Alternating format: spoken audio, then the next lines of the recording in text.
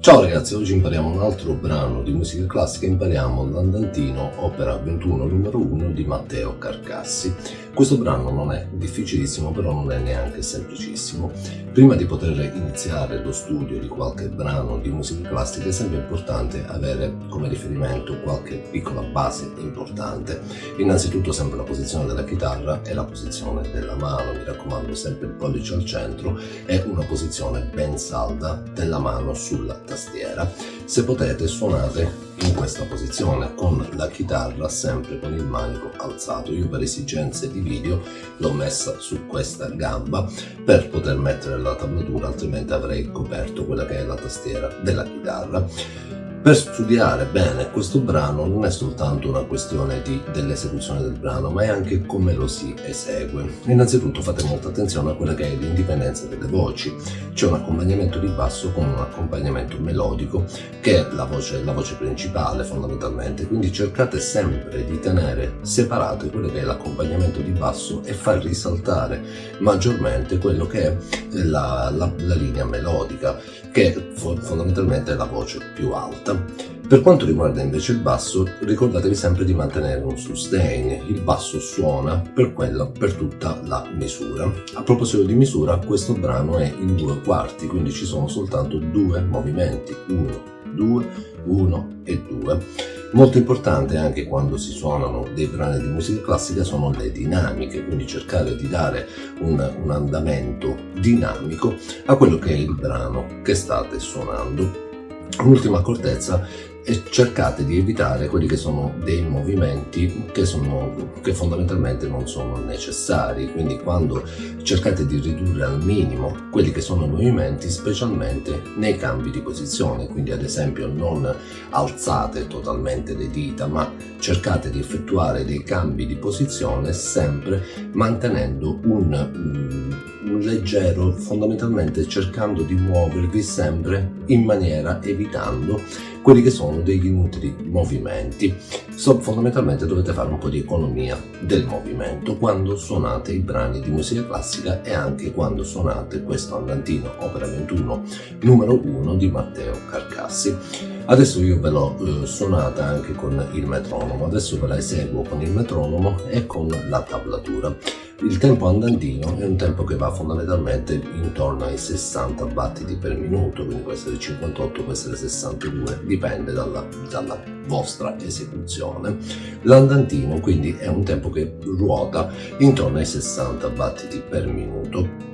Io ve l'ho eseguita al metronomo a 60 battiti per minuto con la tablatura e poi ve l'ho anche eseguita lentamente a 40 battiti per minuto sempre con la tablatura, così la potete tranquillamente studiare. Io vi consiglio e vi esorto a utilizzare sempre il metronomo, non soltanto per la musica classica ma in generale a utilizzare il metronomo. Specialmente quando suonate questi brani è importantissimo utilizzare il metronomo. Questo è un brano, vi ripeto, in 2 parti, quindi adesso che ascoltate quello che è il brano con il metronomo, fate attenzione al battito più forte, tac, tac, tac, tac. Questo movimento più forte vi aiuterà anche per quello che era il discorso che vi dicevo prima della dinamica. Quindi utilizzate il metronomo non soltanto per andare a tempo, ma anche per riuscire ad avere una maggiore dinamica in quella che è l'esecuzione dei brani. Adesso basta chiacchiere, vi ho dato queste piccole indicazioni per lo studio di questo brano, adesso ascoltiamolo a 60 battiti per minuto con il metronomo e la tablatura e poi a 40 battiti per minuto con il metronomo e con la tablatura.